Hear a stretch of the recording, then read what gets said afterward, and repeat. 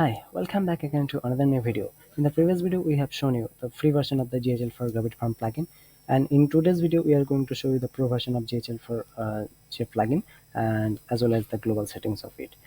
Okay, so at first you have to install and activate the plugin. Once it's done, you have to go to the settings under the farm section in the side menu of the dashboard. So just click on that. Then you have to go to the GHL for GF,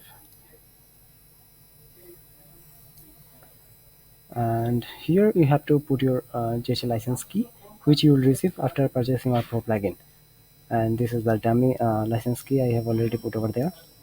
And if you want to mark any keywords as spam which will not pass to email, you can do that over here. So here I'm just giving some random keywords, and from here you can assign the global tags. So here I'm assigning some global tags like that, and you have to separate them by comma. So here I have also separated them by comma. And now if you want to send the global tags with from specific tags, so just check the box. And if you want to send only valid email to GHL and all the invalid emails will be paused or marked as spam, so just for that click on the checkbox. And at last you have to connect to the GHL, but before that just click on save settings.